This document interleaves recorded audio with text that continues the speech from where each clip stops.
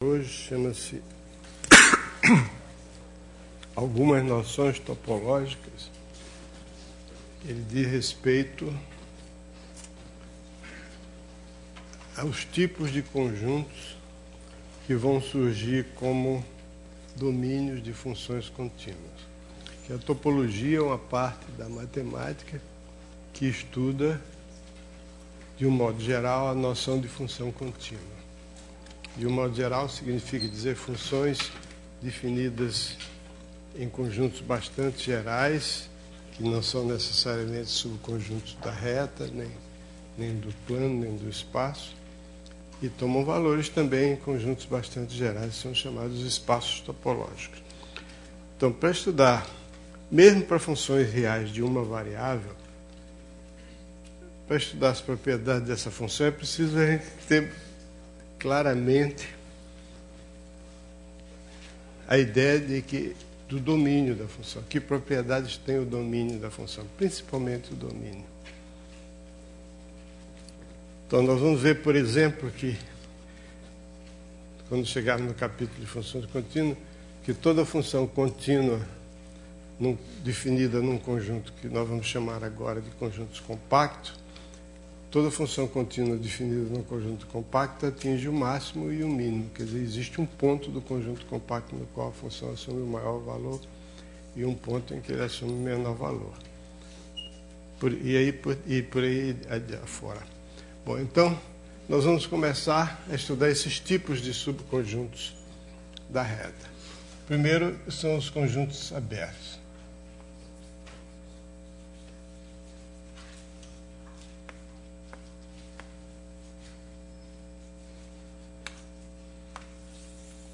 Para definir a noção de conjunto aberto, nós primeiro introduzimos o conceito de ponto interior a um conjunto. Eu tenho um conjunto X de números reais. O ar-condicionado está ligado? É? Pediu para ligar? Beleza. Devia estar ligado há muito tempo. Um conjunto, dado um conjunto aqui, e um ponto pertencente a esse conjunto, esse ponto se chama um ponto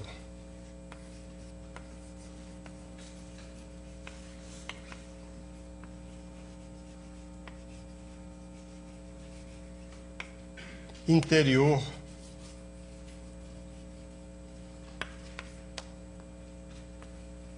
X,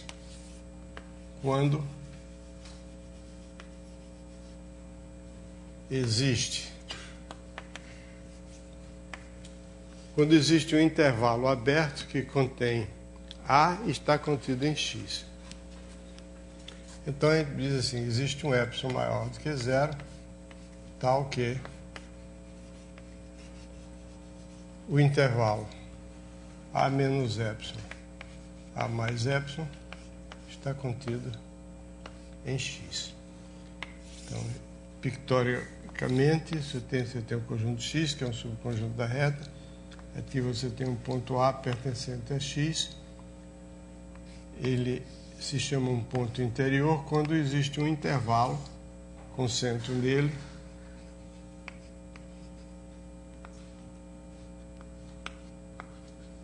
que está inteiramente contido em X. Então, não basta que o ponto pertença ao conjunto X. É preciso que não só ele pertença, mas, digamos assim, todos os pontos que estão suficientemente próximos de A também pertençam. Ou seja, que o ponto A possui uma margem de segurança, que é epsilon. Você pode se mexer de uma distância menor do que epsilon para um lado para o outro, sem sair do conjunto X. Então, todo ponto... eu dou o exemplo daqui a pouco. Outra definição é a seguinte, o conjunto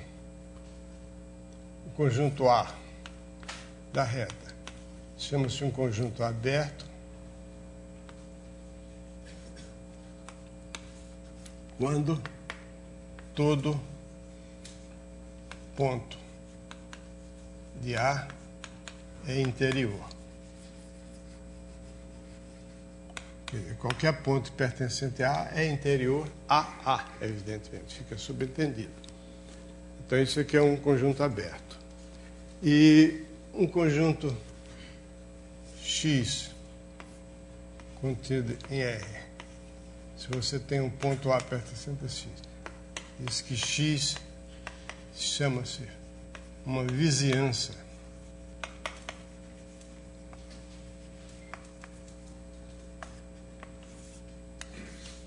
de A quando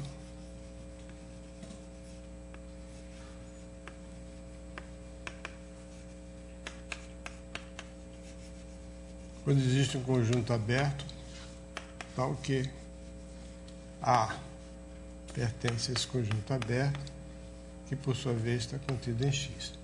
Basta que exista um intervalo aberto. Vamos ver alguns exemplos. O exemplo mais simples, um ponto interior. Então, definindo o ponto interior, tem que dar um exemplo de um ponto que é interior e um ponto que não é interior. Por exemplo, se eu pegar o intervalo, digamos, 1, 2, se eu chamar esse conjunto de X, quer dizer, o intervalo que é fechado à esquerda e aberto à direita, o ponto, todo ponto, se X está compreendido entre 1 e 2, quer dizer, pertence a X, mas não é 1, então X é interior ao conjunto X.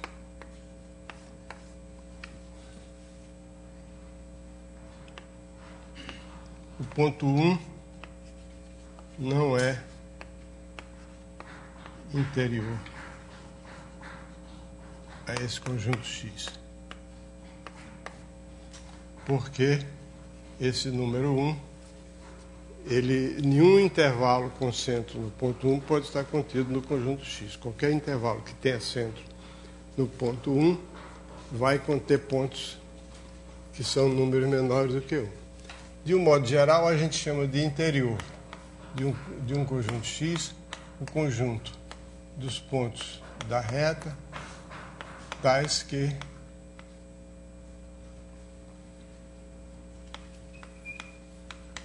são interiores, é a definição mais óbvia possível.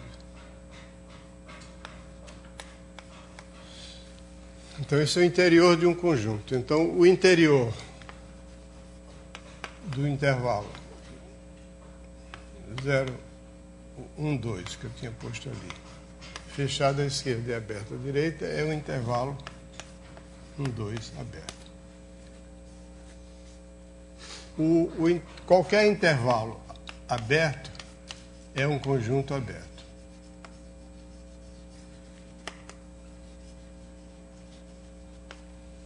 Todo intervalo aberto é um conjunto aberto. Bom, essa é a definição mais ou menos óbvia, mas ultra relevante. É a base de tudo, por isso que vem no começo, de tudo que a gente vai dizer logo mais. Tem uma propriedade que é o teorema básico a respeito de conjuntos abertos, que é o seguinte.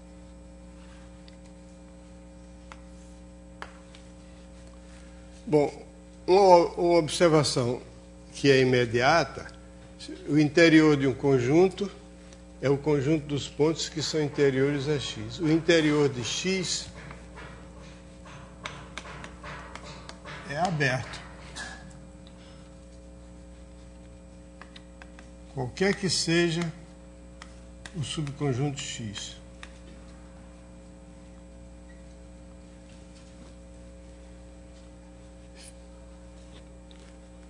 Vai sem dizer que o conjunto vazio é aberto.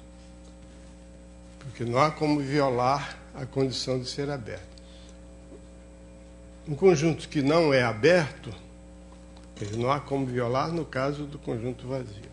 Um conjunto que não é aberto, quando você diz esse conjunto não é aberto, significa que existe pelo menos um ponto dele que não é interior. Quer dizer, se você pega um conjunto X,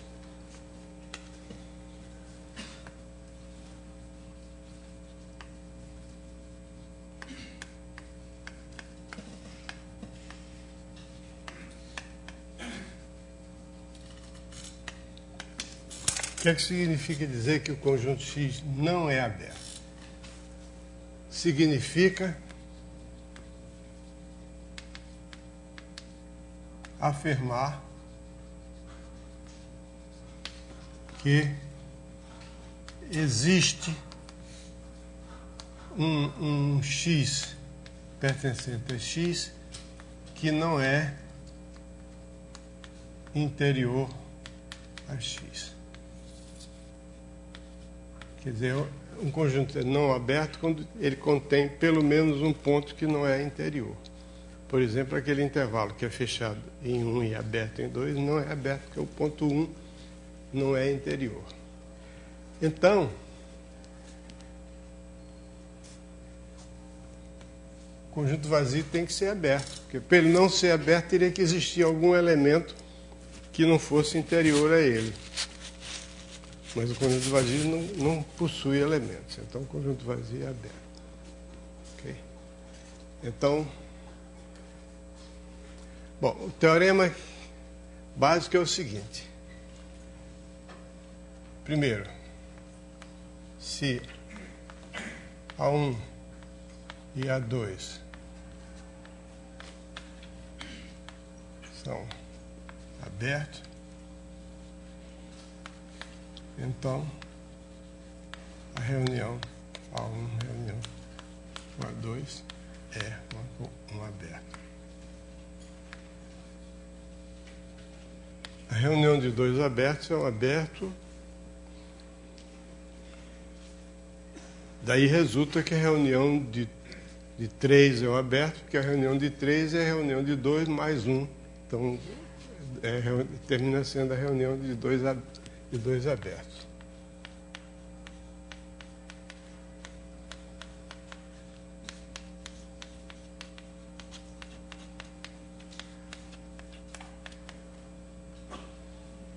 Então, a reunião de 3 abertos termina sendo a reunião de 2 abertos. Se admitir primeiro. Por que a reunião de 2 abertos é aberta? Porque, para provar que a reunião de 2 conjuntos abertos é aberta, eu tenho que verificar que todo ponto X pertencente à reunião de 2 abertos é interior.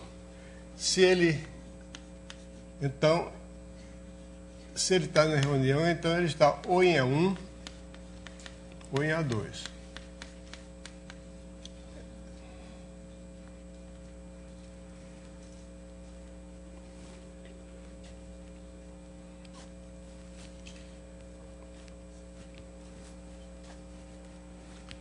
Bom, quer ele esteja em A1, quer ele esteja em A2, ele vai existir um intervalo.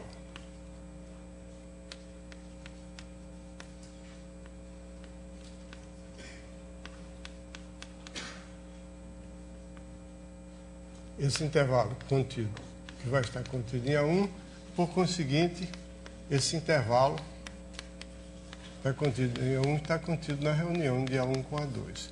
Então, o ponto, se está em A1, ele é interior à reunião. Mesma coisa se estiver em A2. Então, a reunião de 2 abertos é um aberto. Na verdade, a reunião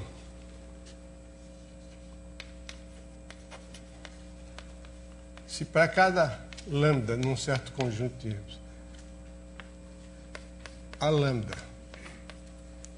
for um conjunto aberto, então a reunião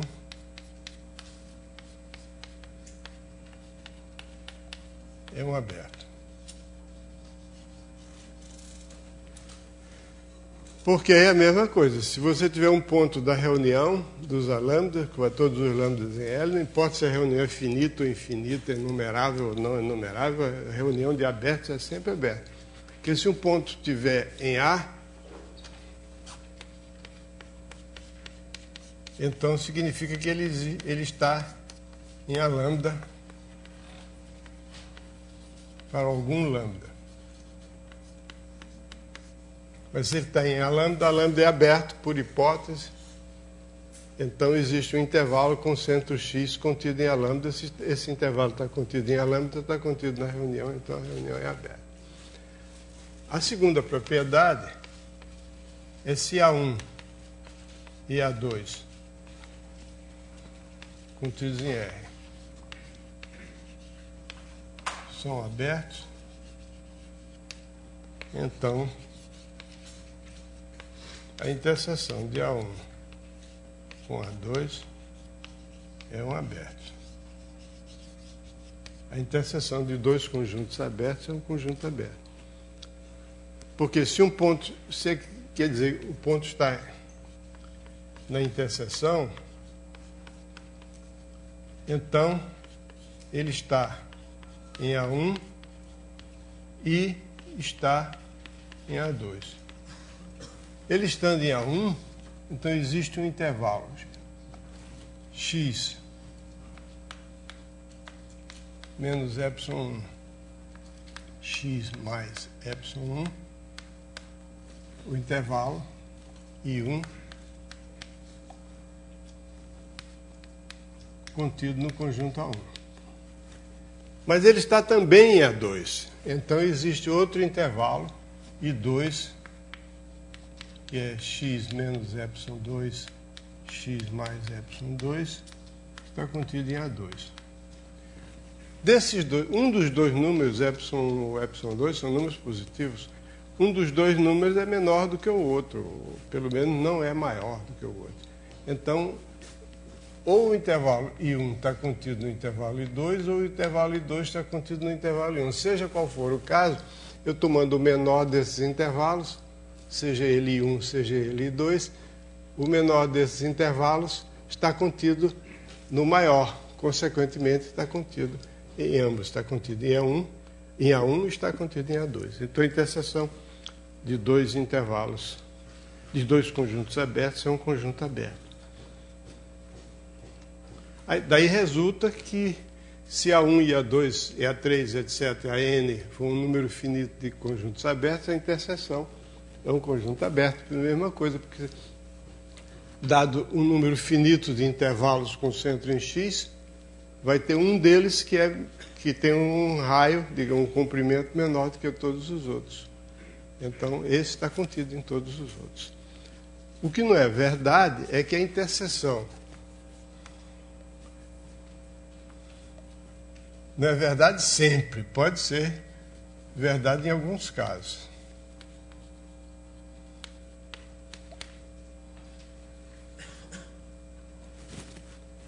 Vou usar uma linguagem. Roubaram aquele apagador que eu gosto. Um apagador feinho, mas funciona. Esse aqui é bonitinho, mas não resolve.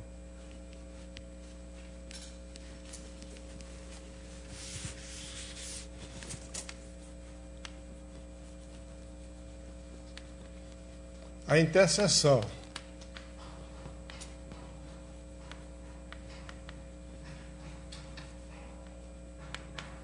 infinita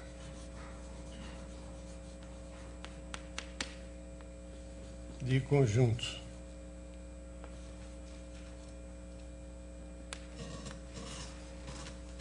abertos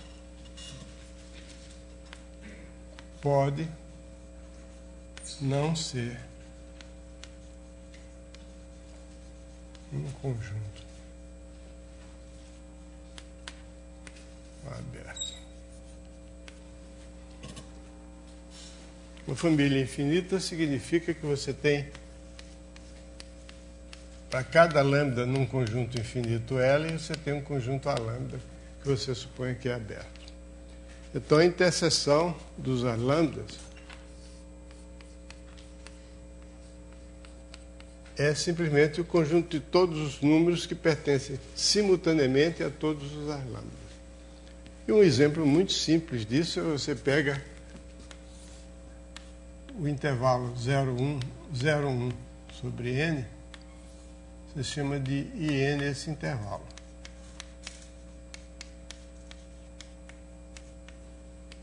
É aberto. Então aí você tem uma família infinita de conjuntos abertos. Para todo n, tem uma família infinita, para todo n natural. a interseção, desculpe, vou botar menos 1 sobre n. Esse é outro exemplo. Aquela interseção que eu pus ali, quero que dá, seria interseção de todos os conjuntos, de todos os intervalos 0, 1 sobre n, a interseção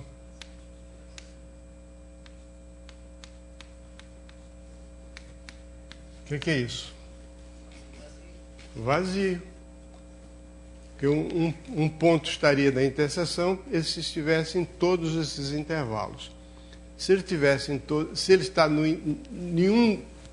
nesse intervalo aqui, é porque ele é um número positivo menor do que 1 sobre n. Se ele está em todos, significa que ele é um número positivo menor do que todos os 1 sobre n.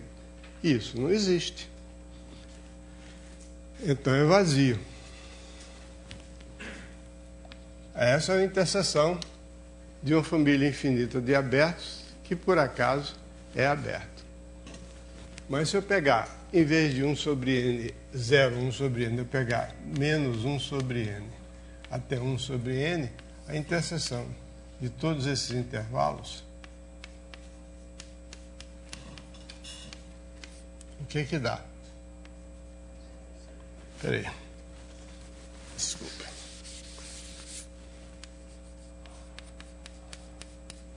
Todos os intervalos, menos 1 sobre n até 1 sobre n. O que é? É o conjunto reduzido ao número 0, ao 0. Pode dizer 0 mesmo. Eu não vou insistir que é um conjunto cujo único elemento é o número 0. Ele diz 0, pronto, está acabado. Mas sabendo o que está falando, né?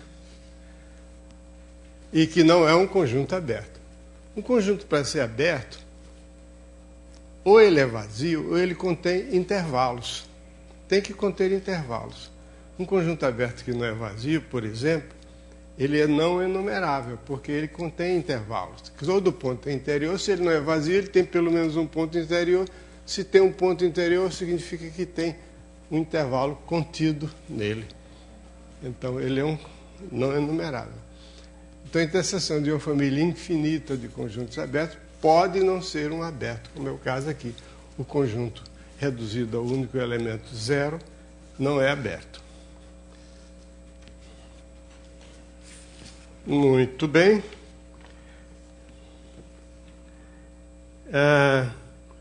Aí, outro conceito fundamental, existem várias coisas que a gente pode dizer sobre conjuntos abertos, uma das quais não está dita aí no livro, porque só tem uma página e meia, e menos de uma página e meia sobre conjuntos abertos.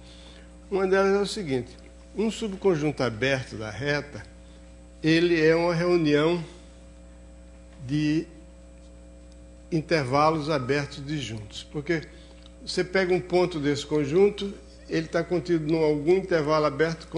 Você tem um conjunto A, por hipótese, é aberto. Pega um ponto de A. Então, existe algum intervalo, índice x, aberto, contendo x, digamos que x seja o ponto médio, contido em A. Aí, se eu fixar o x e olhar para todos os intervalos abertos que contêm x e está contido em a reunião de todos esses intervalos abertos vai dar um intervalo aberto ainda. É claro que vai dar um conjunto aberto, mas vai dar pelo teorema, mas vai dar um intervalo aberto, a gente vê facilmente. Então, cada ponto está contido num intervalo aberto maximal. Maximal, essa palavra não existe em português. Máximo. Intervalo aberto máximo. Existe em inglês, mas não em português. Então, cada ponto está contido no intervalo aberto máximo. Esses intervalos abertos máximos são 2 a 2 disjuntos, porque se tivesse um ponto em comum entre dois intervalos abertos máximos, a reunião desses dois intervalos seria ainda um intervalo, então não seria máximo contido em A. Então, todo conjunto aberto na verdade, não está dito aí, mas ele é uma reunião de intervalos abertos 2 a 2 disjuntos. Mais ainda, essa reunião é uma reunião enumerável. Quer dizer, você não pode ter uma família de intervalos, uma coleção de intervalos, ou de conjuntos abertos, 2 a 2 disjuntos, contidos na reta, que não seja uma reunião enumerável. Não pode ser mais do que enumerável. Por quê? Porque, sendo intervalos abertos, cada um deles contém pelo menos um número racional. Os números racionais, veja bem, voltamos. Eu tenho uma coleção de intervalos abertos, 2 a 2 disjuntos, quer dizer, eles não têm parte em comum. Eu digo, essa coleção não pode ser mais do que enumerável, não pode ser não enumerável. Por quê? Porque se eu tomar em cada um desses intervalos um número, escolher para cada um deles um número racional contido nele, eu vou ter uma coleção de números racionais que tem a mesma quantidade, tem o mesmo número de elementos que a coleção que eu tinha antigamente dos intervalos. Porque eu tomei em cada intervalo um número racional. Se essa minha coleção fosse não enumerável, o conjunto dos números racionais seria não enumerável também. Então, como isso não pode acontecer, resumindo, para complicar a coisa, resumindo, todo conjunto aberto da reta é uma reunião enumerável de intervalos abertos 2 a 2 disjuntos. Isso não está dito aqui, mas eu estou dizendo. Não está escrito, mas eu estou dizendo. Bom, agora vamos definir conjuntos fechados.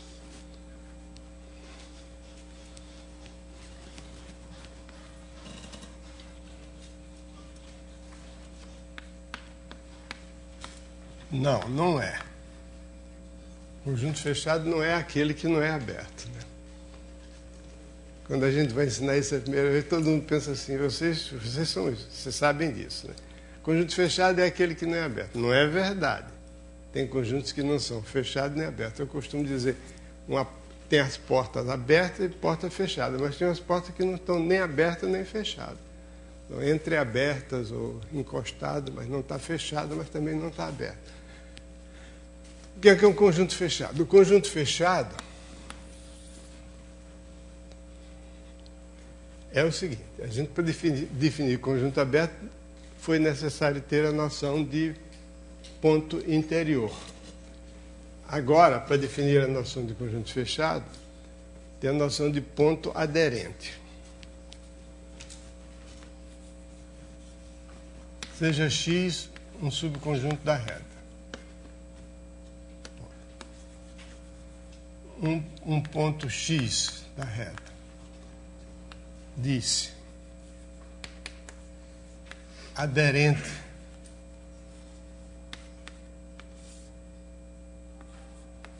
a X quando X é limite de uma sequência de pontos do conjunto X. Aderente a um conjunto significa limite de uma sequência de elementos daquele conjunto.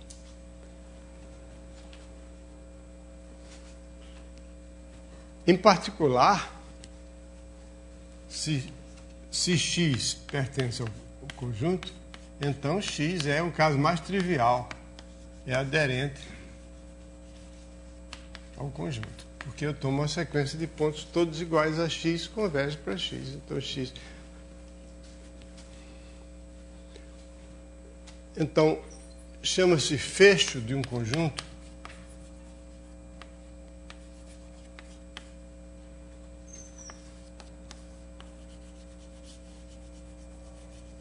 é um conjunto representado por X barra de todos os pontos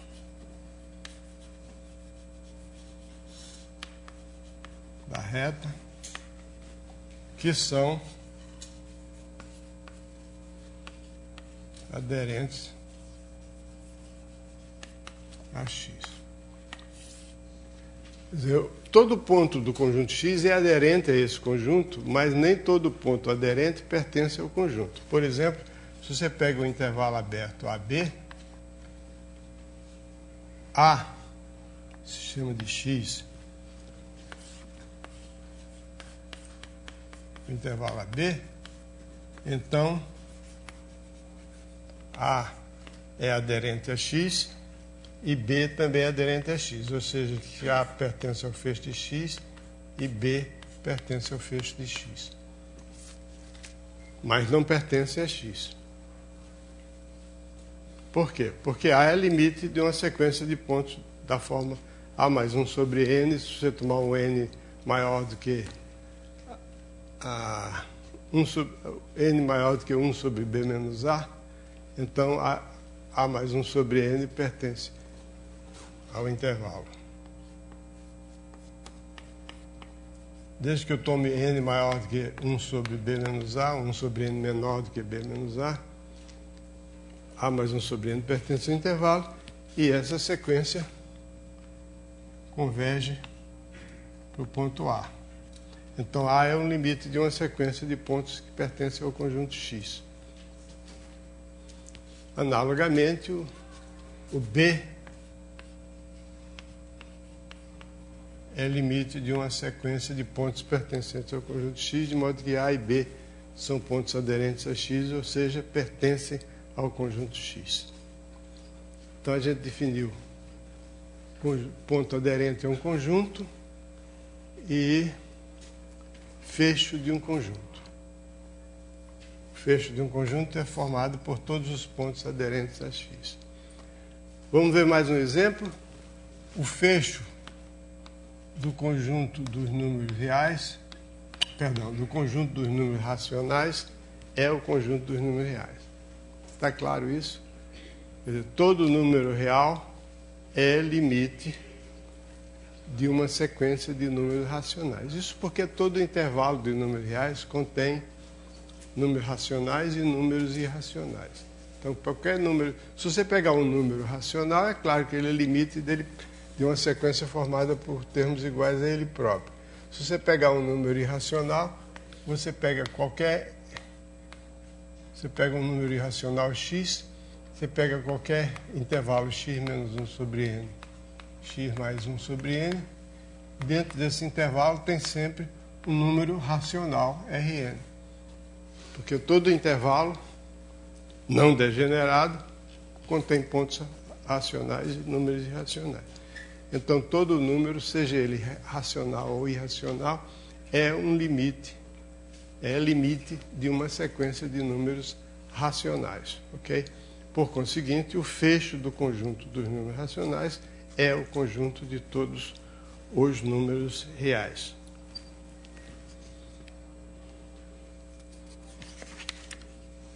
Muito bem, um conjunto se chama fechado quando ele é igual ao seu fecho. Ou seja, quando ele contém todos os pontos que lhes são aderentes. Posso escrever ali na ponta?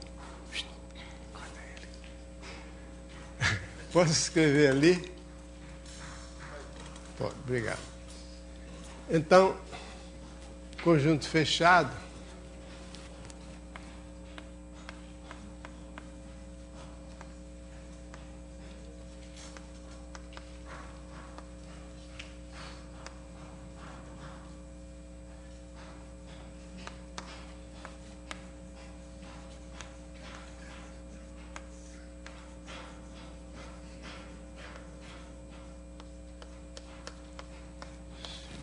quando ele é igual ao seu fecho, ou seja,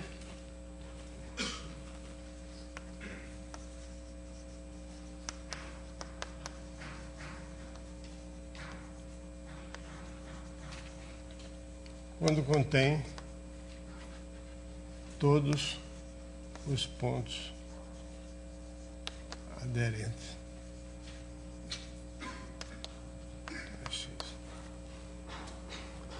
O exemplo mais natural de conjunto fechado é o conjunto formado por um número só. Então, ele é fechado porque ele é o único valor num ponto que é aderente a ele mesmo. Ou um número finito. O intervalo fechado, AB, é um conjunto fechado. O intervalo fechado, A mais infinito, ou menos infinito B também são conjuntos fechados, porque, por exemplo, se você tiver um ponto aderente ao intervalo AB fechado, por exemplo, se você tiver um X pertencente ao fecho, significa que o X vai ser limite de Xn. E esse Xn está no intervalo, portanto é compreendido entre A e B. Então o limite tem que estar compreendido entre A e B, o X tem que estar compreendido entre A e B. Compreendido no sentido amplo, quer dizer, menor do que ou igual a. Então o intervalo fechado é um conjunto fechado. Então esse aqui é um conjunto fechado. Então, essas são as definições básicas. Tem um livro de análise, que aliás é muito bom livro, é o livro do Walter Rudin, foi até traduzido para o português, Princípios de Análise Matemática, em que ele tem um capítulo sobre noções topológicas, no qual, numa única página, ele dá todas as definições, aberto, fechado, vizinhança, conexo, desconexo, sei lá, etc. Tudo está lá, numa página só. Tudo assim. Porque é uma série de noções que a gente tem que aprender, e quanto mais rápido aprender, melhor.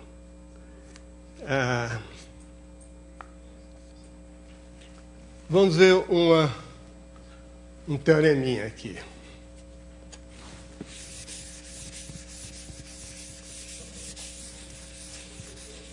Senhor, fala mais alto. Só ouvi o professor, eu ouvi muito bem, o resto eu não ouvi.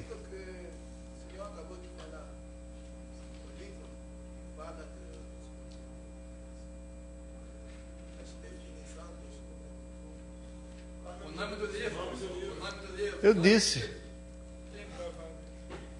O livro do Walter Rudin chama-se Princípios de Análise Matemática. É um dos 200 livros de análise matemática muito bons que existem no mundo. Quase todo livro de análise matemática é bom, menos esse aqui. O resto é...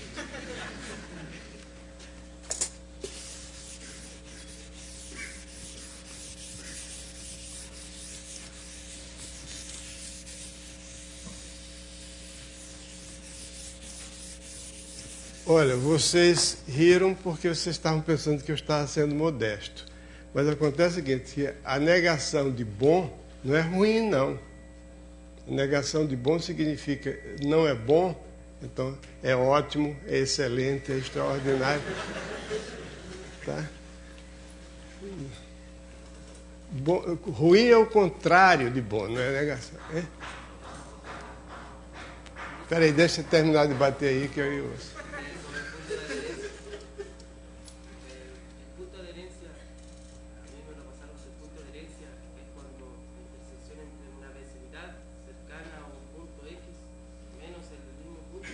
Não. Menos não. Não. Vamos falar aqui sobre isso, mas não tem esse menos, não. A definição que está é essa aí. Não tem que menos, nada de menos. Ele falou o seguinte, um ponto é aderente quando ele é limite... Não foi assim que você disse, não, mas eu vou traduzir nessa língua porque eu vou falar nisso agora. É limite de uma sequência de pontos todos diferentes de x. Isso aí é outra coisa.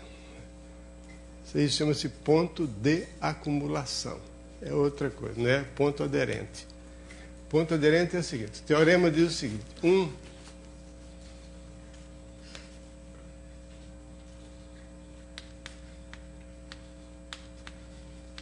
vou chamar de A, que é aderente a A. Aderente a X, se e somente se toda vizinhança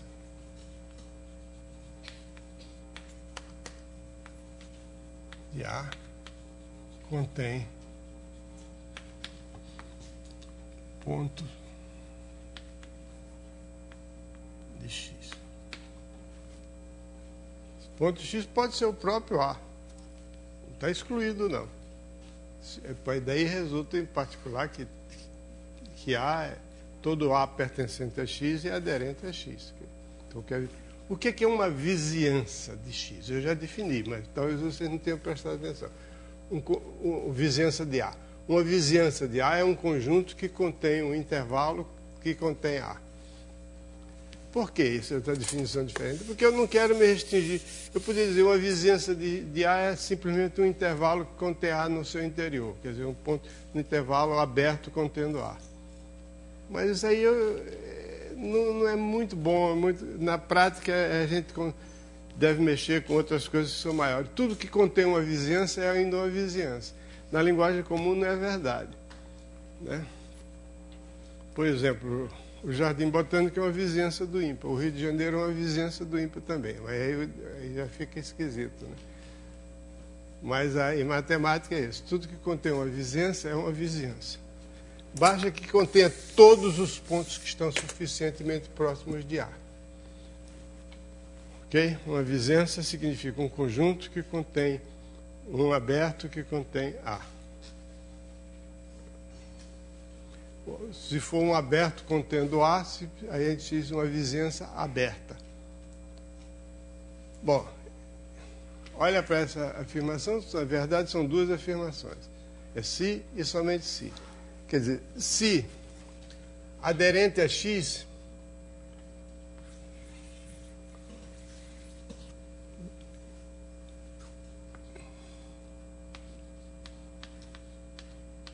isso aí é a definição. As definições são recursos que se usam na linguagem, em particular na matemática, para substituir um grupo de palavras por uma palavra ou então por um grupo menor de palavras, para ficar mais fácil a linguagem, a comunicação.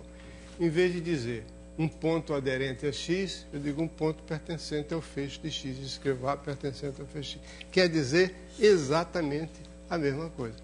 O que quer dizer também que A é limite de uma sequência de pontos pertencentes a X. Todas essas coisas iniciais, esses fatos iniciais de conceitos topológicos, eles se resumem a exprimir a mesma ideia com palavras diferentes, com expressões diferentes, símbolos diferentes, mas querendo dizer a mesma coisa. E aprendê-las significa acostumar-se a traduzir essas coisas. Um ponto aderente a X é a mesma coisa que um ponto do feixe. O que é a mesma coisa, vou provar isso, seja A pertencente a X. Então isso significa que A é limite de Xn quando N pertence a X. Aí eu digo, toda vizinhança de X, aí estou perguntando, agora seja V uma vizinhança, toda vizinhança de A, desculpa, de A. Significa que V contém um intervalo da forma A menos epsilon mais epsilon. O que contém A é claro, porque esse A é o ponto médio desse intervalo. Então, por definição de limite, se eu tenho esse intervalo contendo A, então existe um N0, tal que N maior do que N0, implica que Xn pertence a esse intervalo. Então, isso significa que qualquer vizinhança de A contém, porque isso aqui está contido em V. Então, qualquer vizinhança de A contém um ponto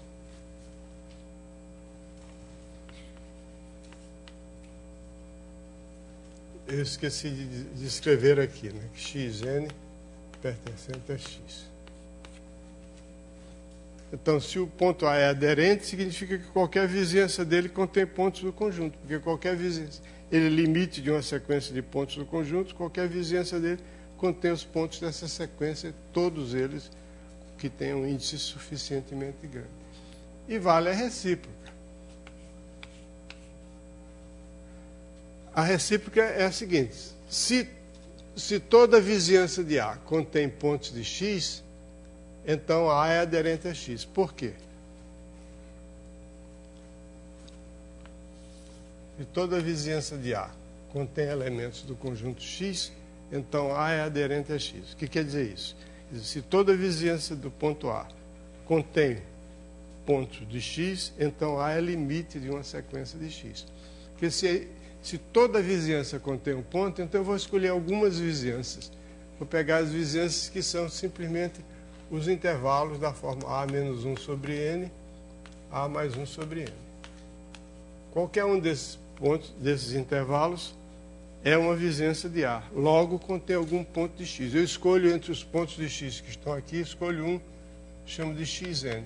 Para cada N existe um Xn pertencente a X que está dentro desse intervalo.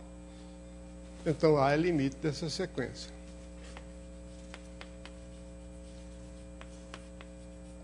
Então, A é limite de Xn. Então, um ponto é, portanto, A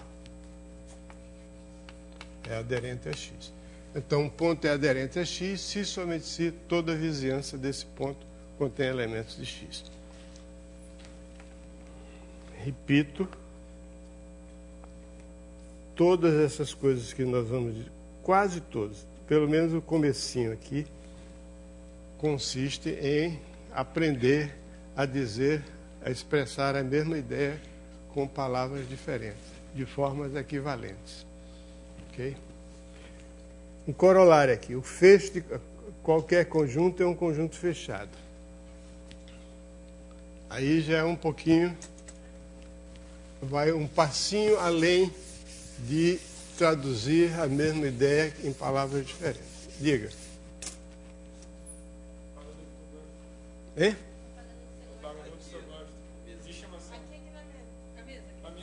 Ah!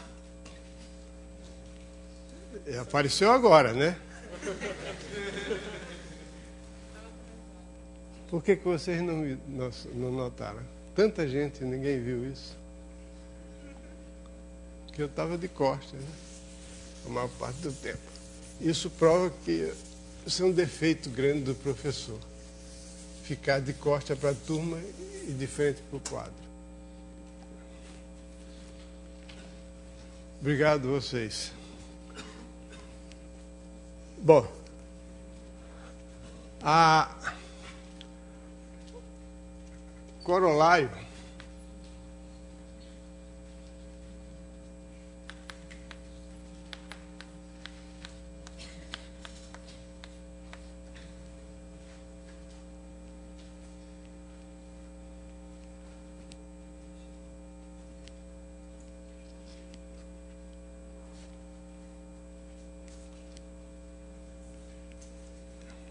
que se eu pegar qualquer conjunto e considerar o fecho do conjunto contém o conjunto. Pode ser que seja igual a ele, mas contém, certamente.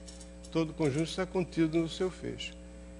Quando é igual, então o conjunto se chama fechado. Então isso significa que o fecho do conjunto, fecho de qualquer conjunto, é fechado. Significa que se eu pego um conjunto e tomo o seu fecho, por exemplo, eu pego o conjunto dos números racionais compreendidos entre 0 e 1. O fecho é o conjunto de todos os números compreendidos entre 0 e 1, inclusive o 0 e o 1, racionais e irracionais. Agora, se eu pegar esse conjunto e considerar o fecho dele outra vez, não vai adiantar nada. Ficou, parou. Quando a gente passa de um conjunto para o seu fecho, ele pode aumentar, mas se eu tomar o fecho do fecho, não vai aumentar. Isso é um corolário dessa observação aqui, que o ponto é aderente se somente se... Então é claro que o fecho de qualquer conjunto está contido no conjunto, então o fecho de qualquer conjunto contém o conjunto, então vale isso. Isso aí é óbvio.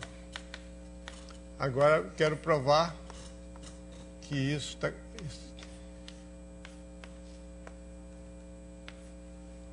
que vale a inclusão inversa. Para isso, a gente tem que pegar um ponto X, que seja aderente a X. Então, se esse ponto é aderente à aderência de x, que é feixe de x, significa o quê? Isso, em particular, implica que toda vizinhança de x contém, de acordo com o que nós vimos aqui, pontos do feixe de x.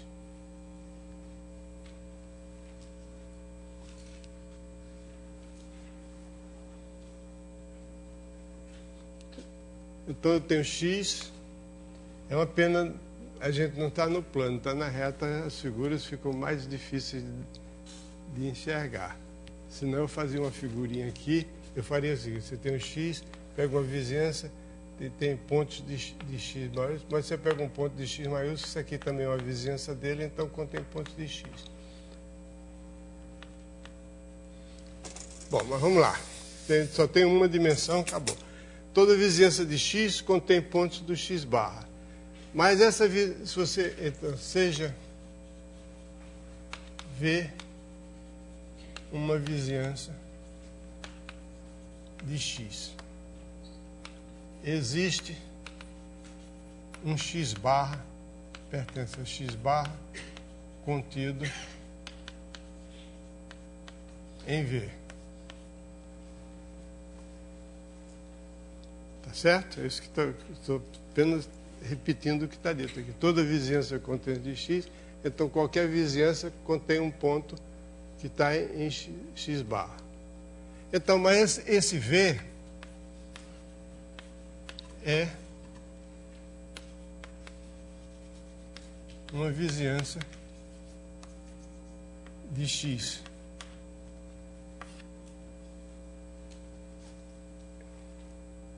É uma vizinhança de x. Eu acabei de dizer lá em cima que é uma vizinhança. Logo, então, em vez de dizer mais de uma vizinhança de x, é uma besteira, eu vou dizer assim: como V é vizinhança de x, existe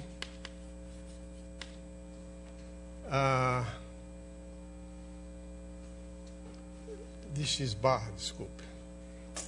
Como é uma vizinhança de x barra, e x barra pertence ao feixe de x, então existe um ponto y pertencente a x tal que está em V. Assim, toda vizinhança de x contém algum y, toda vizinhança V de x contém algum y pertencente a x. Ou seja, x pertence a x barra.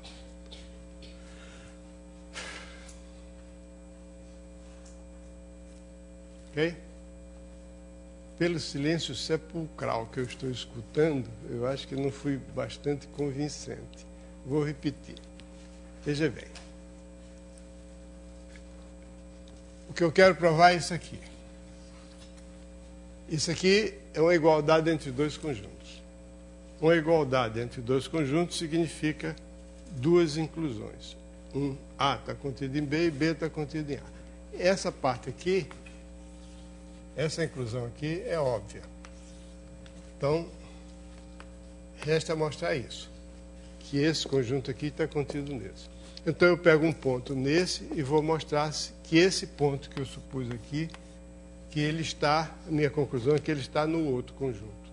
Tem que partir de uma série de raciocínios até chegar à conclusão de que esse ponto que eu peguei aqui em x2 barra está contido em x barra. Muito bem. Se x está em x2 barra, significa que se x está em x2 barra, significa que qualquer vizinhança de x2 barra contém ponto de x barra. Pelo teorema aqui. Se x pertence a x2 barra, então qualquer vizinhança de x contém algum ponto x barra pertencente ao conjunto x barra. Agora, essa vizinhança que é a vizinhança de x barra, que é vizinhança de x, ela também é vizinhança de x barra. Tá? Então, sendo vizinhança de x barra, então existe um y em V, em x, que está nessa vizinhança e que está no conjunto x. Então, toda vizinhança V de x contém algum y pertencente a x. Ou seja, x pertence a x barra.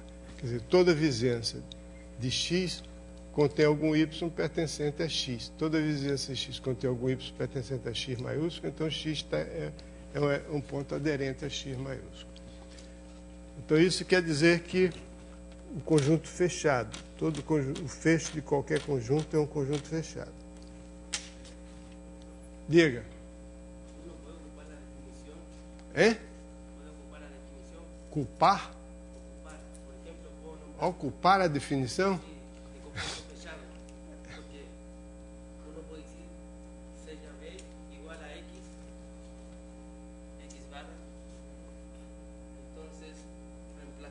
V igual a x barra? Não. X barra pode não conter nenhum aberto. Vizinhança de um conjunto, uma vizinhança de um ponto é um conjunto que contém um intervalo contendo um ponto. E x barra pode não conter nenhum intervalo. Você tem que se ater à definição. Uma vizinhança significa um conjunto que contém um aberto contendo um ponto. X barra não contém necessariamente. Você pega x como sendo um conjunto formado por um elemento só, por exemplo. X barra é o próprio x.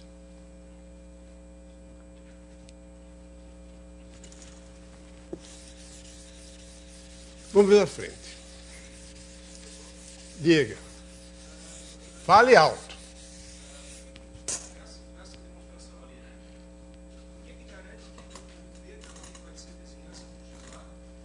Cadê você? Quem garante o quê? O V também vai ser vizinhança do x barra. É. Não, tem que conter um aberto contendo x. Mas então, sim, eu posso tomar uma vizinhança aberta. Tá bom. É verdade. A ragione. Eu vivo assistindo essa novela da...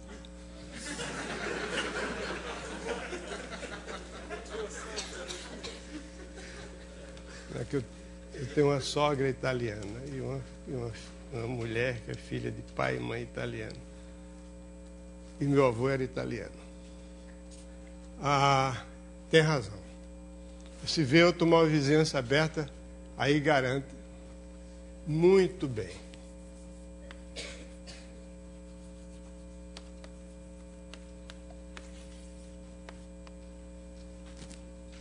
Aí ela é a vizinhança de qualquer um dos seus pontos. Muito bem, continuo fazendo boas observações, sempre que puder. Bom, o que mais? Sim, tem as coisas seguintes. A reunião de dois conjuntos fechados é um conjunto fechado. Não, antes disso vamos ver um negócio mais simples. Assim. F contido em R é fechado se somente se R menos F é aberto.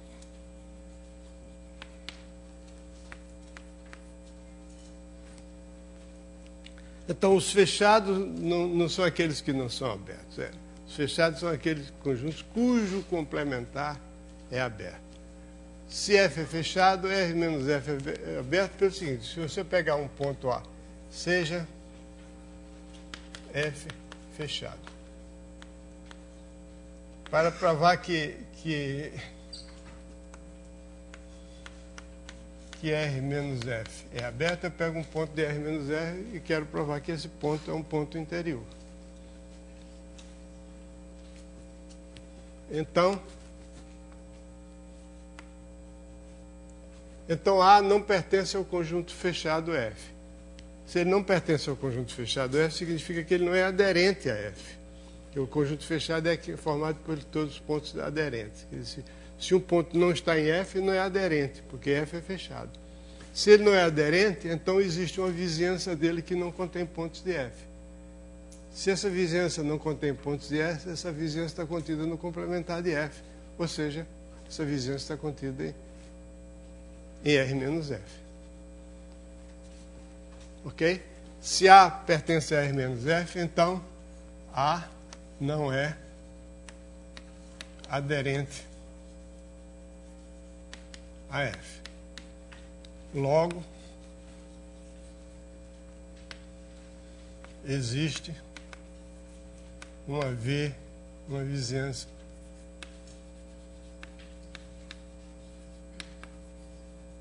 de A, a vizinhança V do conjunto A, desprovida de pontos de F, ou seja, V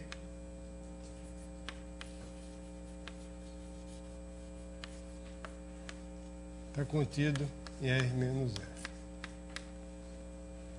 Mas R menos F é o conjunto que eu quero provar que é aberto. Então, significa que todo ponto do conjunto desse R menos F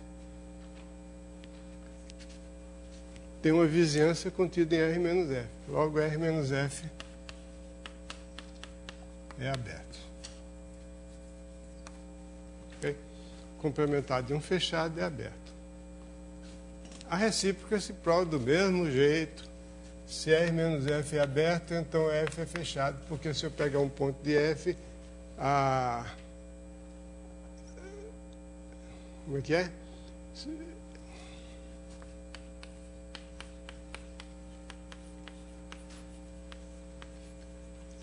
Por quê? O que é um conjunto fechado? Um conjunto fechado é aquele que é igual à sua aderência. Então, significa que se um ponto está nele, se um ponto A pertence a R menos F, significa que A não pertence a F, significa que existe uma vizinhança de A sem pontos de F. Ou seja, uma vizinhança V de A, essa vizinhança está contida em R menos F. Isso aí eu já prevei, peraí. Agora eu estou confuso. R menos F é fechado, então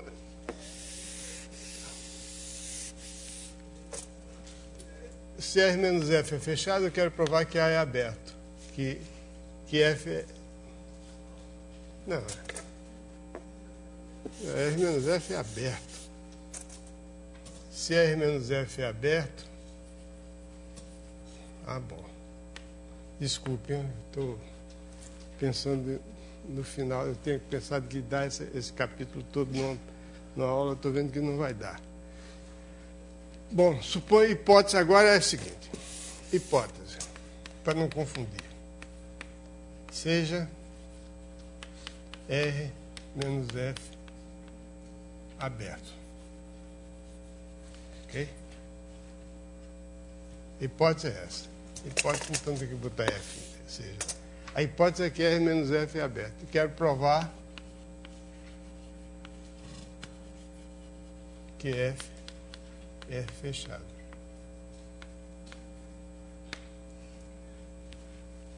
Para provar que F é fechado, basta provar que, se eu pegar um ponto, que toda a vizinhança dele contém pontos de F, esse ponto está em F.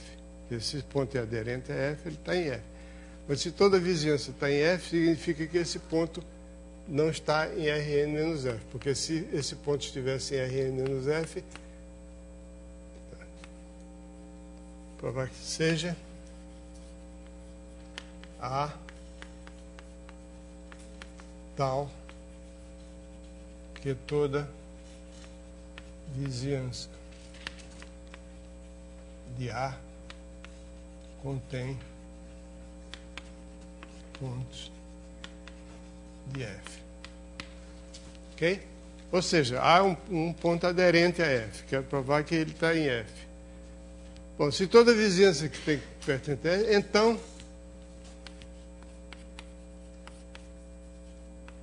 A pertence a Toda vizinhança...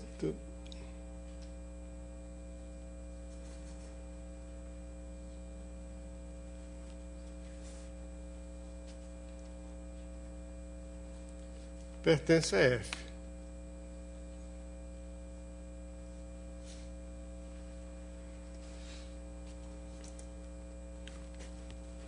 Ok, pronto. Então A pertence a F. Por quê? Porque se não pertencesse a F, existia uma vizinhança dele. Você tem um conjunto que é fechado. Agora eu vou desenhar ele aqui. Se o ponto não está aqui, existe uma vizinhança dele que não tem pontos dele.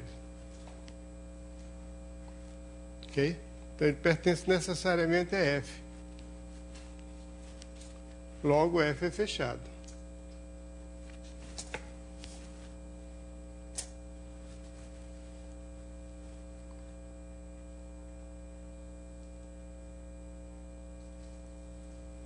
Então F pertence a F porque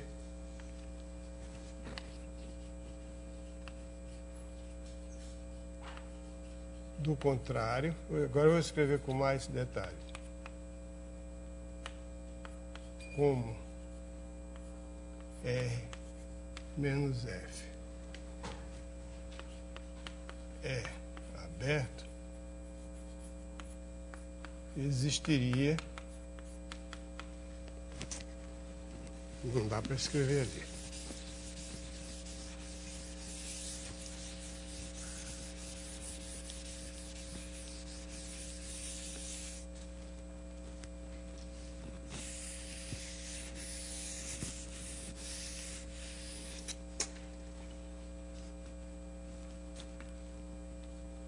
Então, eu quero provar que F é fechado. Então, eu vou provar que todo ponto aderente a F está em F. A aderente a F.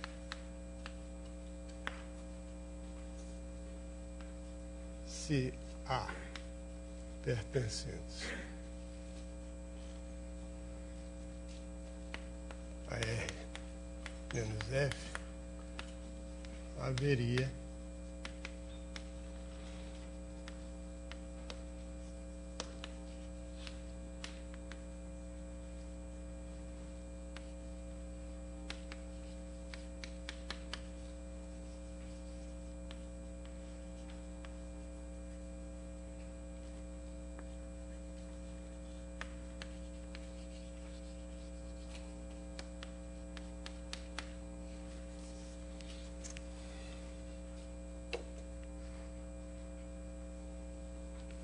A não pode pertencer a R menos F, porque R menos F, por hipótese, é aberto. Então, se fosse A pertencer a R menos F, então A teria uma vizinhança toda contida em R menos F, quer dizer, uma vizinhança sem pontos de F. Ou seja, esse ponto não seria aderente a F. Muito bem. Bom. Agora está absolutamente certo, agora não sei se vocês entenderam, mas de qualquer modo aqui no livro está provado com toda clareza. Então agora o fato de que a reunião de dois fechados é fechado e uma interseção qualquer de conjuntos fechados é fechado, isso é um fato que resulta diretamente da circunstância de que todo o conjunto é fechado, se somente se o seu complementar é aberto.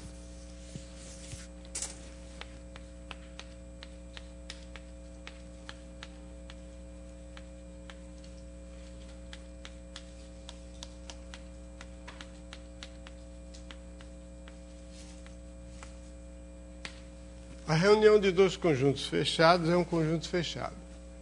Demonstração. F1, F2 fechado significa que R menos F1 e R menos F2 são abertos. Isso? Como R menos 1 e R menos F2 são abertos, a reunião, a interseção é aberta. A interseção de dois abertos é aberta. Mas a interseção dos complementares é o complementar da reunião.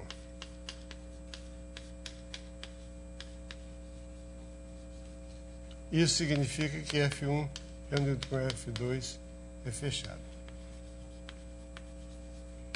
Ok.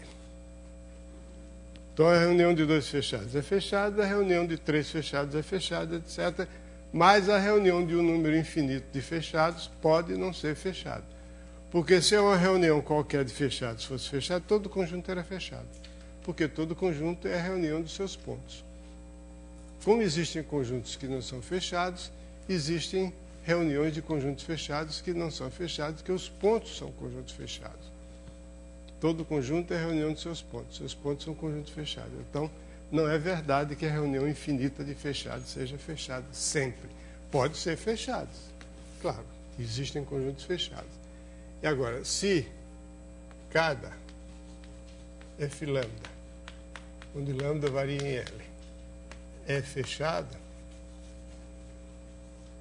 então a interseção de uma família qualquer é fechada.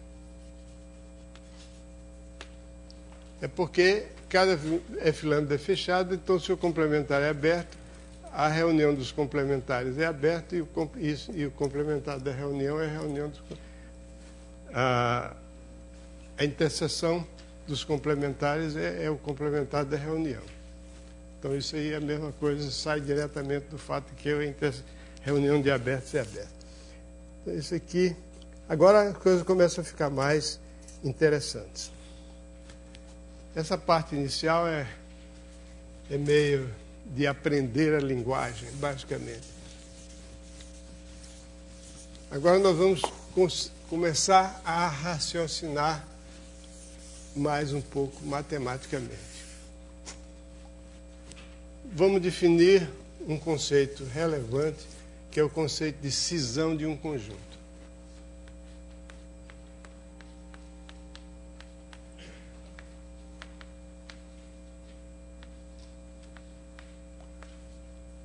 A cisão de um conjunto é a expressão desse conjunto como reunião de 2 subconjuntos com a seguinte propriedade.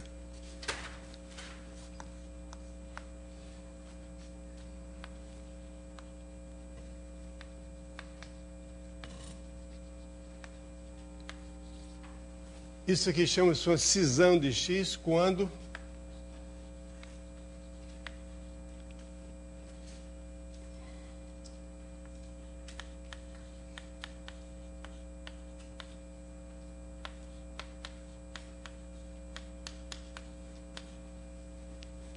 vale isso aí. O que é que significa isso aí? Significa que nenhum ponto de B é aderente a A e nenhum ponto de A é aderente a B. Só isso.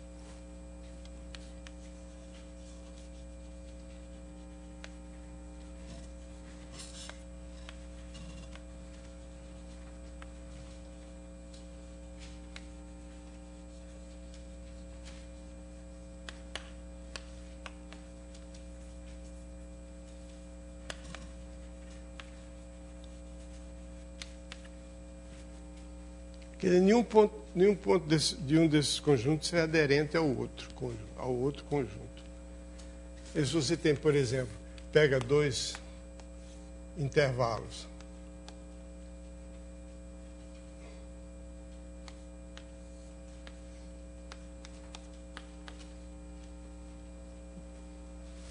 Abertos, disjuntos, então, se você chama de X isso aqui, então a reunião de A com B é uma cisão de X. Porque é claro que o fecho de A, no máximo, contém esse ponto aqui. Não contém B. Não contém ponto nenhum de B. E o fecho de B, no máximo, contém esse ponto aqui. Então, não contém nenhum ponto de A. Ok? Você podia ter uma cisão, assim, o intervalo 0, 1, e o próprio intervalo 1, 2.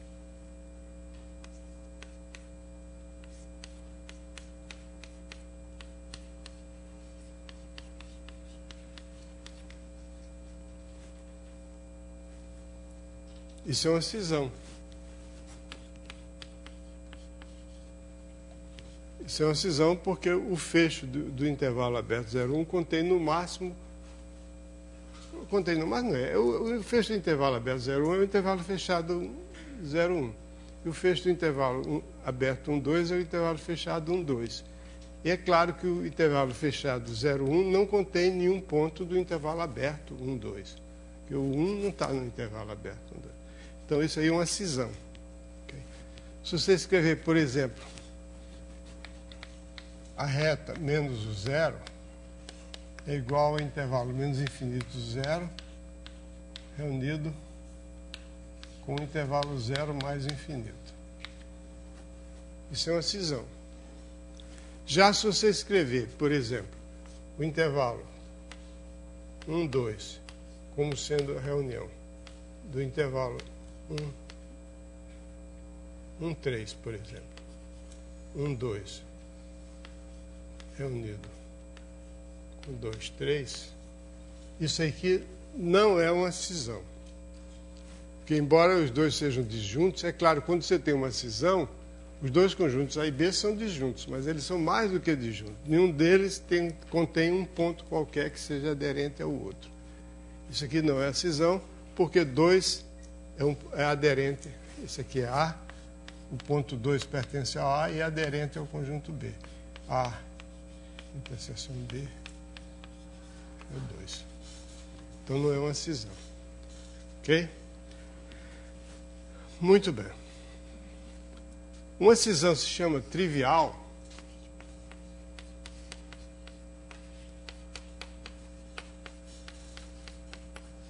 a cisão trivial é uma cisão de um conjunto qualquer com um conjunto, é uma reunião de um conjunto qualquer com um conjunto vazio. Então isso é uma cisão trivial.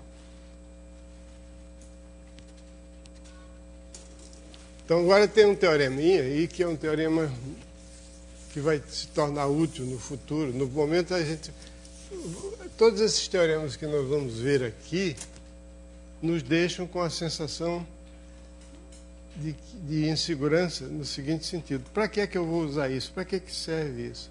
Só vai saber mais tarde, é aquela história. Professor, para que é que serve isso? Você só vai saber mais tarde. Então o teorema é o seguinte: o intervalo da reta só admite a cisão trivial.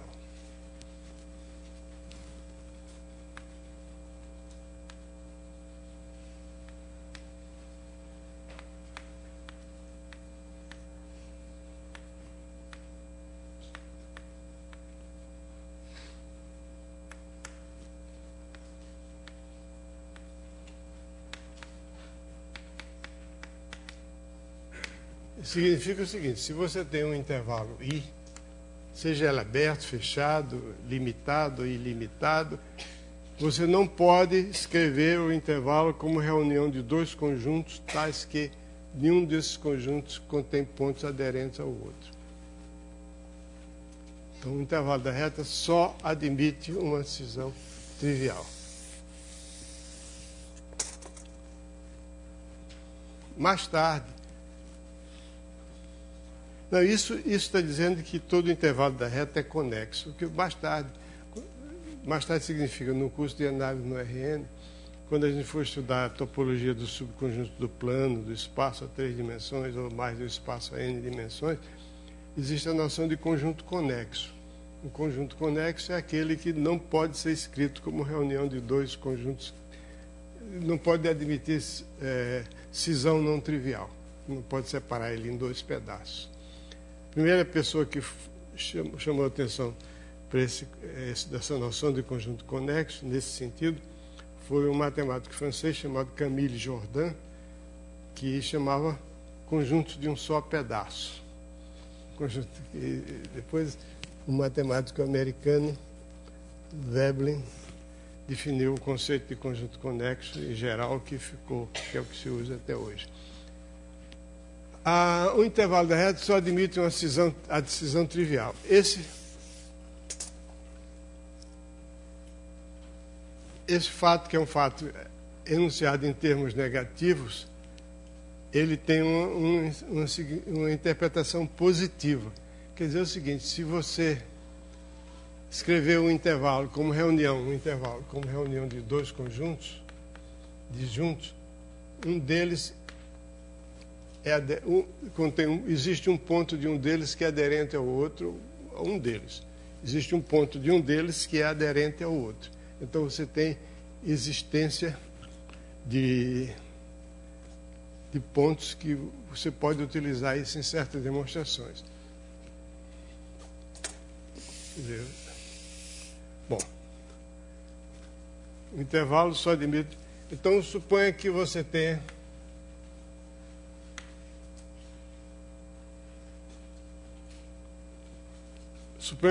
um intervalo e você tenha uma decomposição desse intervalo que não seja trivial. Quer dizer, existia um certo A pertencente a A e um B pertencente a B. Eu posso sempre supor que o A é menor do que B, porque é só botar o nome, um dos dois é menor do que o outro. Então, A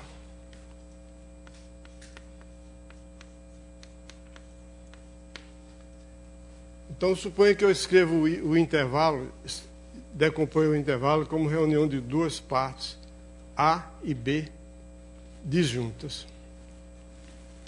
e não vazias.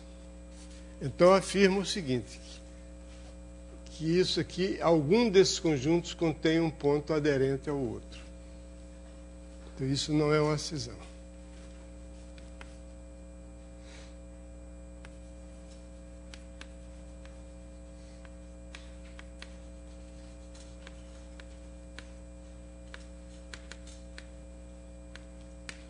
A demonstração é muito bonitinha.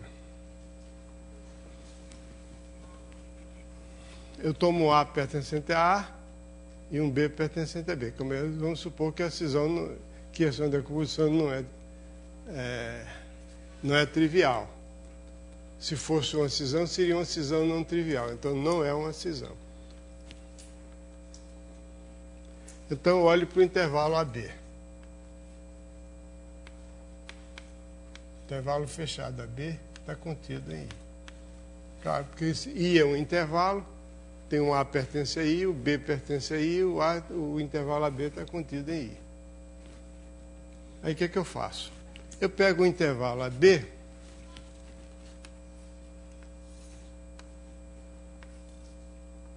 e divido exatamente ao meio. Aqui não está muito exato, não, mas divido ao meio. Quer dizer, eu pego o ponto médio, C.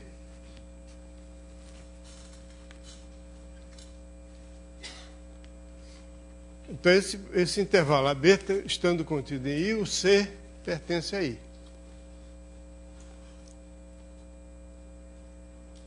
Então, o C pertence a A ou C pertence a B, porque I é a reunião de A com B.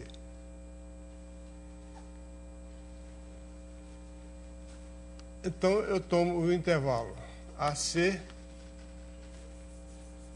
eu tomo o intervalo AC ou o intervalo CB, conforme o C pertence a A ou o C pertence a B. Se o C pertence a A, por exemplo, então eu tomo o intervalo CB. Se o C pertence a B, eu tomo o intervalo AC. Então, não, é o contrário. É o contrário. Se C pertence ao A pertence ao A, se C pertence a B, eu tomo o intervalo AC. Se C pertence a A, eu tomo o intervalo CB. O que é que eu tenho aqui? O que é que eu quero dizer com isso? Por favor, prestem atenção. Isso aí significa que eu vou ter dois intervalos, AC e CB, cujos extremos, cada um deles, ou um ou outro, ambos, aliás, tem extremos em conjuntos distintos. Aqui o C está em A e o B está em B. E aqui o C está em B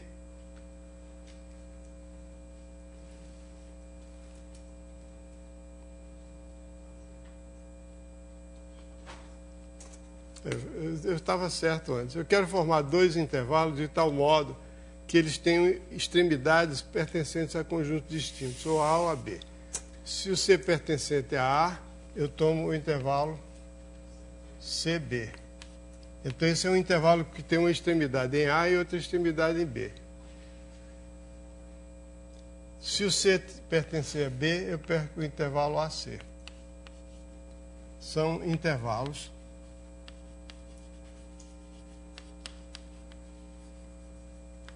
com extremidades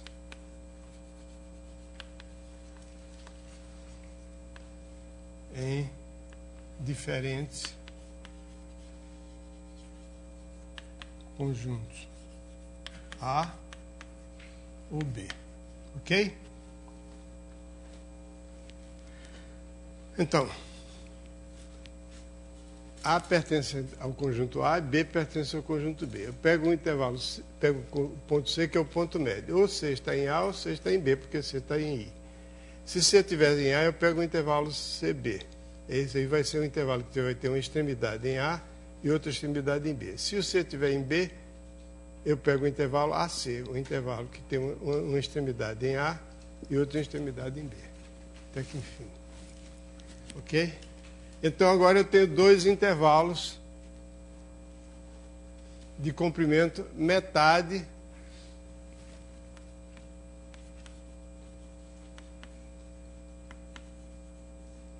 intervalo cujo comprimento é metade do intervalo original, AB. Então, eu tenho que... Não importa...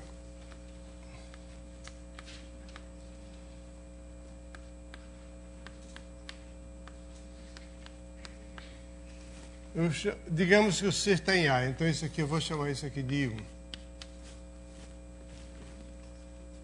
Se o C estiver em B, é a mesma coisa, eu chamo aquele lá de I1. De qualquer modo, eu vou ter um intervalo cujo comprimento é a metade do intervalo anterior e que tem uma extremidade em A e outra em B.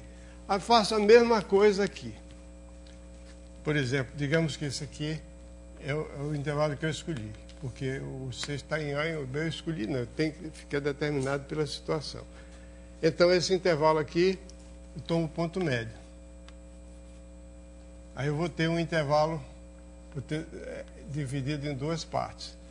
E você perguntar das duas partes, aquela que tem extremidades em dois conjuntos diferentes. Uma extremidade no A, outra B.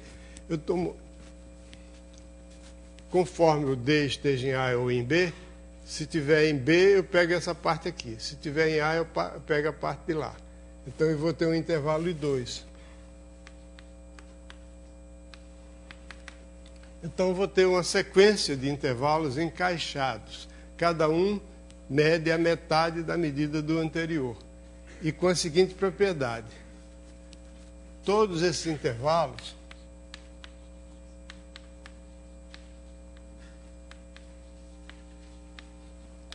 o AN vai estar em A e o BN vai estar em B. Esse aqui vai ser o A1 e esse aqui vai ser o B1.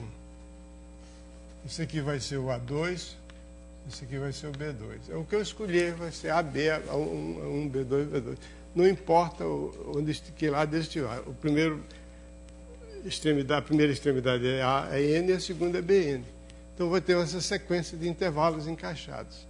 Essa sequência de intervalos encaixados, cujo comprimento tende para zero.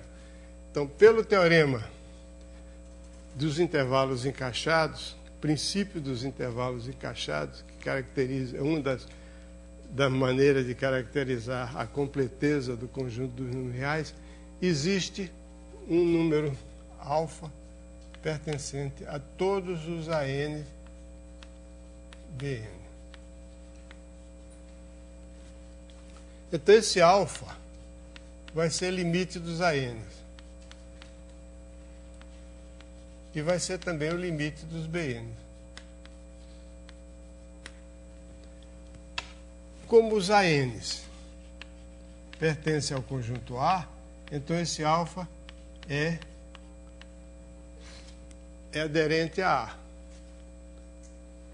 E como os BNs, todos eles pertencem ao conjunto B, então esse alfa é aderente ao conjunto B. Então a reunião, isso aqui não é uma cisão, porque vai ter um ponto aqui, esse alfa está ou em A ou em B.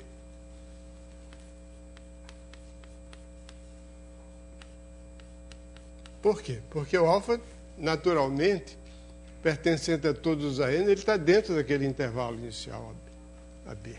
Por conseguinte, está dentro do intervalo original I. Consequentemente, ele está... Isso aqui vai ser uma reunião... Está dizendo? Então, esse alfa é aderente a A, é aderente a B, e ele, ao mesmo tempo... Eu escrevi qualquer coisa aqui que eu apaguei. Então, não apaguei nada. Então, a conclusão é que isso não é uma cisão. Porque a reunião A e B tem o...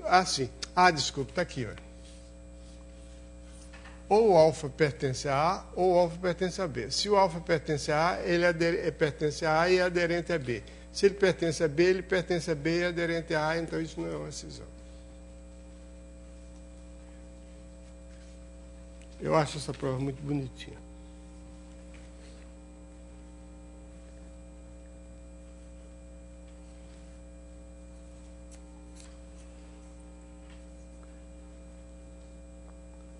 Alguém tem alguma dúvida sobre a prova? Quer que eu repita?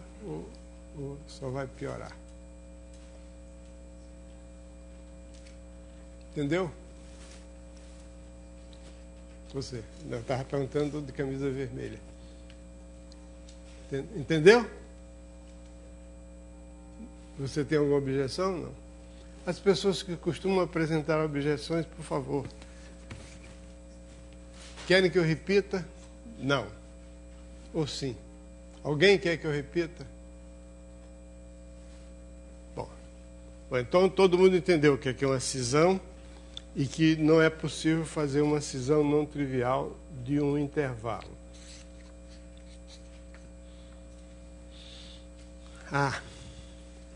E aqui acontece o seguinte, um corolário disso é que os únicos subconjuntos da reta que são simultaneamente abertos e fechados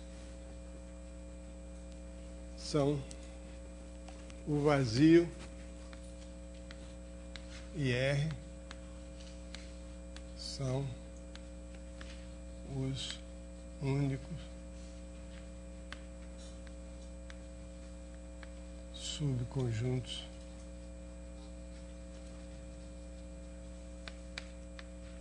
de R que são simultaneamente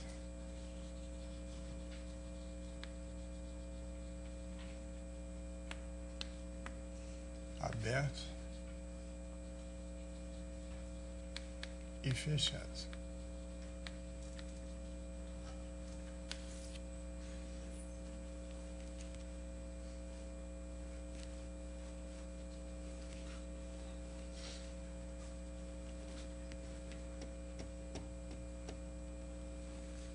Por quê?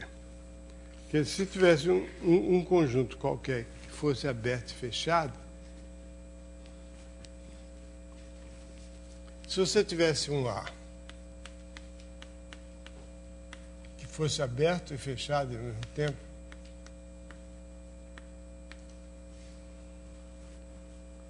então você teria uma cisão.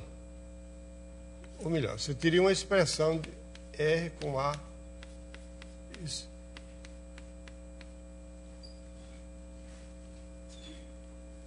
Mas aí a reta é um intervalo. E isso, a cisão, teria que ser uma cisão trivial. Então, se é uma cisão trivial, significa que ou esse é vazio, ou esse aqui é vazio. Okay? Por que isso é uma cisão? Porque se ele é aberto e fechado simultaneamente, então o complementar dele é fechado, e como isso aqui é uma reunião disjunta, nenhum elemento aqui podia ser pertencer aqui. Um elemento não pode pertencer a A e ao complementar de A ao mesmo tempo. Então, ele não pode ser... se ele for aberto, isso aqui é fechado. Então, ele não pertencente a A não pode ser aderente. Então, isso seria uma cisão necessariamente trivial. Ok? Bom, então...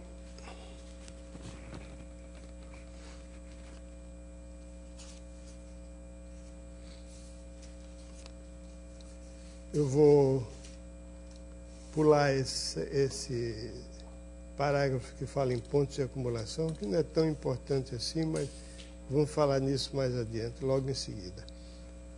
Vamos falar em conjuntos compactos. Essa é a noção, realmente, juntamente com esse fato de que não há cisão, a não ser cisão trivial de um intervalo, o outro fato importante diz respeito aos conjuntos compactos.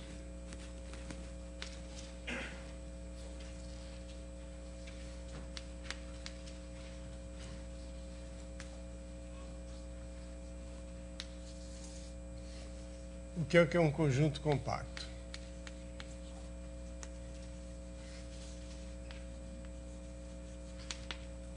Compacto significa limitado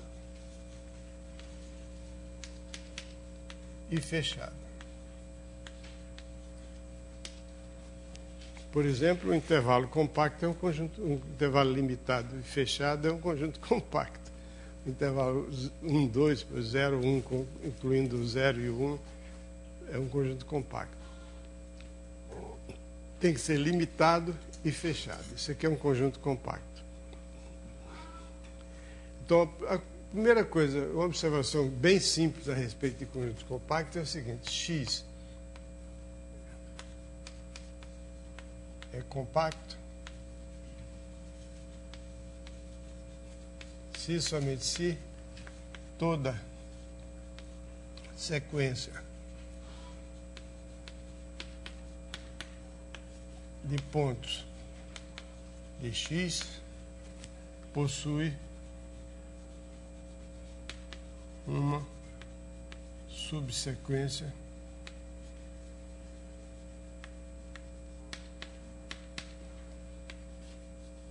que converge para um ponto de X. Toda sequência de pontos de X possui uma subsequência que converge para um ponto de X. Isso também é uma coisa muito simples, porque se você pegar uma sequência de pontos de X, como o X é compacto, ou seja, em particular é limitado, essa sequência tem uma subsequência convergente. Mas como o X é fechado, o limite dessa subsequência tem que ser um ponto de X, porque é um ponto aderente a X. Então, toda sequência possui uma subsequência que converge para um ponto de X. E, reciprocamente, se toda sequência possui uma subsequência que converge para um ponto de X, isso aqui é um pouquinho menos óbvio. Se toda sequência de pontos X possui uma subsequência que converge para um ponto de X, então esse X tem que ser, em primeiro lugar, um conjunto limitado. Porque se ele fosse ilimitado, suponha que X fosse, vamos provar essa parte aqui. Suponha que X, por absurdo, que X fosse ilimitado. Por exemplo, teria que ser ilimitado superiormente ou ilimitado inferiormente. Digamos que ele seja ilimitado superiormente. Então, 1 não é uma cota superior. Então, existe pelo menos nenhuma número de cota superior. Então, existe um x1 maior do que 1. Ok? Aí eu olho para x1 maior do que 1. Se x1 for... Está aqui o x1. Está aqui. É maior do que 1. Se x1 for maior do que 2, ótimo, eu tomo x2 igual a x1. Até... Bom, eu pego vai ter um x2 que seja maior do que 2. Pode ser o próprio x1, mas não faz mal. x1 é maior do que 1, então o x2 que é maior do que 2. Pode ser que o x1 seja maior do que 1 e maior do que 2 também. O importante é que o x2 seja maior do que 2. Não estou dizendo que o x2 é maior do que o x1. Maior do que 2. E existe um x3 maior do que 3, porque se não existisse um x3 maior do que 3, 3 cria uma cota superior do conjunto. O conjunto é ilimitado. Então, existe sempre um xn maior do que n. Para todo n. Isso é uma sequência que não tem subsequência convergente. Porque se xn é maior do que n, qualquer subsequência é ilimitada. Qualquer subsequência, o xnk é maior do que o nk. Então é ilimitado. Então não tem subsequência convergente, pois essa sequência não é uma sequência de pontos em x que não tem subsequência convergente, simplesmente porque não tem subsequência limitada. Toda subsequência é ilimitada. Então, se toda sequência de pontos x possui uma subsequência convergente, então o conjunto é limitado. Além disso, se toda essa subsequência converge para um ponto de x, esse conjunto x é fechado. Então, o conjunto x é limitado e fechado. Então, isso aqui é um conjunto compacto. Agora, eu ainda tenho 5 minutos. Muito bem. Bom, o teorema seguinte tem uma sequência decrescente de conjuntos compactos não vazios. Existe pelo menos um número real que pertence a todos eles. Também é imediato, mas tem um teorema aqui que é fundamental, que é o chamado teorema de Borel-Lebesgue. Eu vou falar sobre ele e vou demonstrar na próxima aula, porque não vai dar tempo agora, estamos no fim da aula. O teorema de Borel-Lebesgue diz respeito a coberturas. Então, esse é um conceito que eu quero falar agora para dar a vocês a chance de pensar sobre esse assunto no fim de semana. Aliás, no fim de semana, para rever todas as coisas. Porque, veja bem, quero lembrar a vocês que nós combinamos aqui. Combinamos de uma maneira muito engraçada de dizer, porque eu fui que decidi, não combinei nada. Que o curso é o livro. E que eu apenas sou um cara que diz umas coisas a respeito do livro. Mas que vocês têm que aprender. Porque a gente aprende matemática, não aprende com ninguém. A gente aprende com nós mesmos. Então, a maneira de aprender é ler. Ler livro, ler artigo, ler trabalho, ler. E aprender a ler. Aprender a ler matemática. Então, vocês têm que se habituar a ler. Muito bem. Então, o que é uma cobertura? A cobertura de um conjunto é uma coleção. Você tem uma família de conjuntos. Uma família de conjuntos significa que você tem um conjunto de índices e para cada índice desse conjunto você tem um conjunto C lambda. Então, toda vez que você tem uma família de conjuntos cuja reunião contém x, isso é o que se chama uma cobertura do conjunto x. Ok? Por exemplo, você pode fazer uma cobertura do conjunto dos números naturais, tomando para cada número natural o C1, o intervalo que vai do menos 1/2 até 1/2, depois o C2, o intervalo que vai de 1,5 até 2,5 e assim por diante. Quer dizer, você cobriu cada elemento do conjunto por um conjunto C lambda. Esses C lambda não precisam ser disjuntos, podem ter pontos em comum, etc. Isso é uma cobertura. Uma cobertura aberta é quando todos os C lambdas são conjuntos abertos. Então, o X está contido numa reunião de conjuntos abertos. E uma subcobertura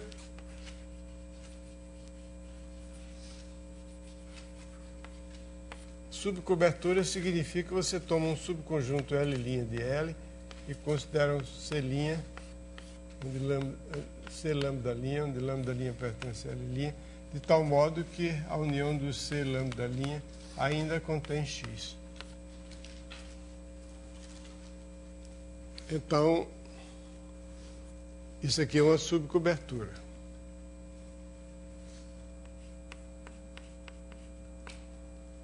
E o teorema central a respeito de conjuntos compactos é que toda cobertura aberta de um compacto admite uma subcobertura finita. Quer dizer, se você puder cobrir um conjunto compacto de uma coleção infinita de abertos, então você pode jogar fora quase todos esses abertos e ficar só com o número finito deles que ainda cobre o conjunto. Esse é o teorema chamado teorema de Borel-Lebesgue, que nós vamos demonstrar na próxima aula.